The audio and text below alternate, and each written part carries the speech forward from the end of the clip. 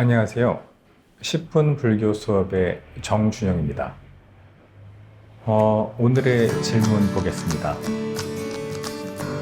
일반인도 일상에서 사막을 경험할 수 있나요? 어떻게요? 라고 하는 질문입니다. 삼학에 대한 이야기네요.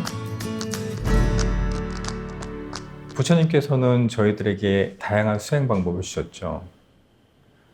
지난 시간에 이야기했던 중도, 그 중도를 어떻게 가는가에 대한 답변을 위해서 부처님께서는 팔정도를 설해 주셨습니다.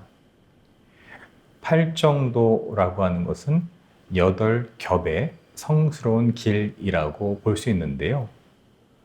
우리들이 실천해야 할 8가지 방법에 대해서 말씀해 주신 거죠. 이 8가지 방법은 개수가 많다 보니 조금 더 수월하게 정리하면 3개 안에 포함됩니다.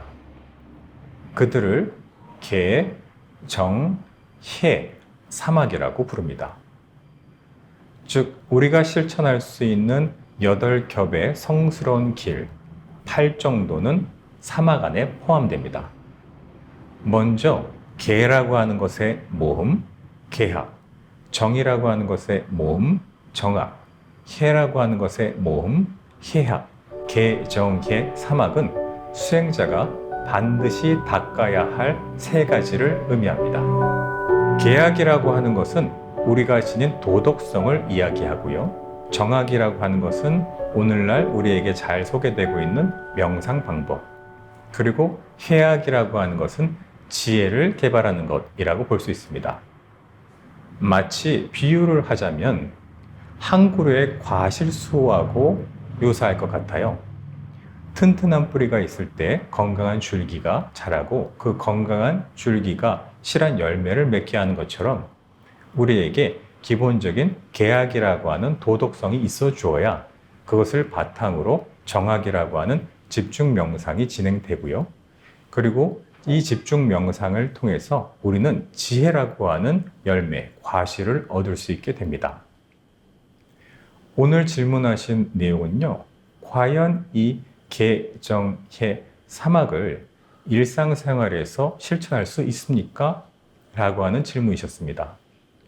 물론 진지한 수행을 위해서 우리가 숲속 혹은 명상센터, 절 등등에 들어가서 수행을 진행할 수 있겠습니다만 부탁해서 설하신 팔정도와 사막이라고 하는 수행의 과정은 일상생활에서도 충분히 진행될 수 있습니다. 그 과정을 위해서 제가 한번 예를 들어 보겠습니다. 지금 한번 상상해 보시죠. 어떤 상상이냐면요. 즐거운 마음으로 길을 가고 있다라고 한번 생각해 보십시오. 이유는 모르겠습니다. 글쎄요, 직장에 다니시는 분은 보너스를 받았을 수도 있고, 아니면은 사랑하는 사람을 만나러 가실 수도 있고, 아니면 시험을 잘 봤을 수도 있고, 이유는 모르겠습니다. 여하튼 한번 상상을 해보시죠. 즐거운 마음으로 길을 가고 있는데, 아니 글쎄, 갑자기 저 맞은편에서 내가 싫어하는 사람이 나타났습니다. 기분이 어떠시죠? 그 즐거웠던 마음은 온데간데 없이 사라지고요. 갑자기 분노가 치밀어 오르기 시작합니다. 아이고, 저 인간을 왜 여기서 만나? 아이고, 저 인간 하면서 화가 나죠. 이때 제가 드리고 싶은 질문입니다. 우선 첫 번째, 그 사람을 보고 분노의 마음이 치밀어 올랐을 때 그 사람을 찾아가서 야 이놈의 자식아 하면서 욕을 하거나 때려주는 것이 편하실까요? 아니면 오늘 운이 너무 없다 하면서 못 본 척 돌아가시는 것이 편하실까요? 어느 것이 더 쉬우세요?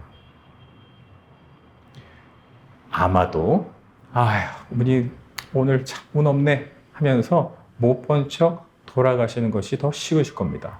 왜냐고요? 가가지고 싫은 소리를 하고 한 대 때려주고 싶은 마음은 굴뚝 같습니다만 그랬다간 일이 더 커지거든요. 그래서 우리는 속마음, 감정에 있는 것을 외부로 표출하지 않습니다. 언행을 최대한 밖으로 표출하지 않습니다. 이것을 뭐라고 하느냐? 계라고 부릅니다. 도덕성. 아마 지금 제가 드린 말씀에 대해서 참습니다 라고 하신 분들은 기본적으로 도덕성이 갖추어져 있다고 볼 수 있을 것 같네요. 그러면 다시 한번 질문을 드려보겠습니다. 이제 어디로 갈 거냐면요. 그 장면으로 다시 돌아가는 겁니다. 즐거운 마음으로 길을 가고 있는데 저쪽에서 싫어하는 사람이 나타났어요. 아, 참자. 아, 오늘 운이 없네. 이렇게 도덕성, 계학을 잘 지키면 즐거운 마음이 온데간데 없이 사라지고 갑자기 튀어나온 이 분노의 마음도 다스릴 수 있을까요? 이것이 제 질문입니다. 계를 잘 지키면 화난 마음을 다스릴 수 있을까요?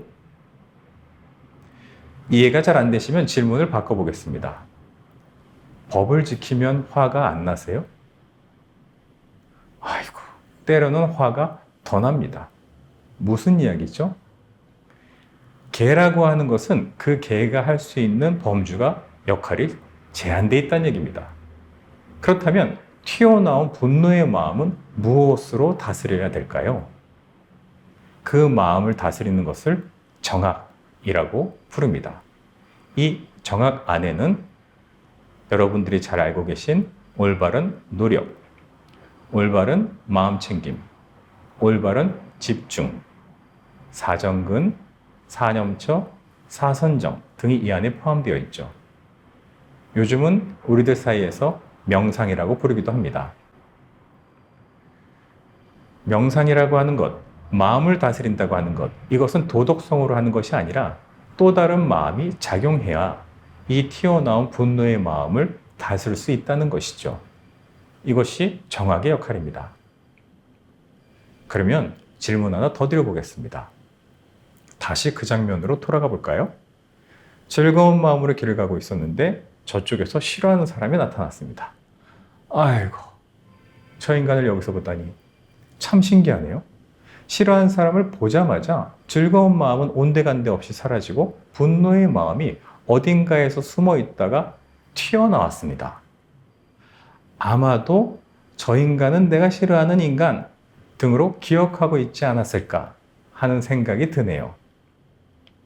내 안에 잠재해 있는 기억? 어떤 조건만 맞으면 튀어나오는 분노? 질문 드리겠습니다. 과연 내 안에 기억으로 잠재하고 있는 것, 명상을 잘하면, 집중을 잘하면 그 기억도, 숨어있는 분노의 마음도 다스릴 수 있을까요? 이것이 제 질문입니다. 가능할까요? 불가능할까요? 그럼 한번 실험을 해보겠습니다.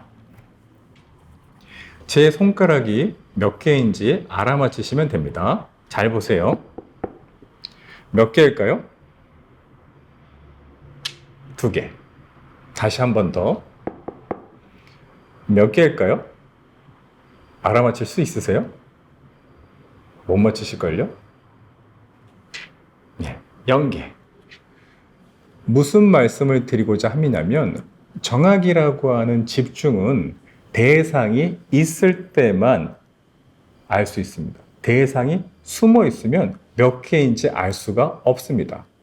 우리가 아무리 명상을 하고 집중력을 키워도 숨어 있는 분노는 제거할 수가 없습니다. 이것이 정학이 가지고 있는 한계인 것이죠. 이 정학의 연습, 컨센트레이션의 연습을 통해서 우리는 위즈덤, 지혜라는 것을 얻습니다. 이제 해악의 길로 접어들게 됩니다.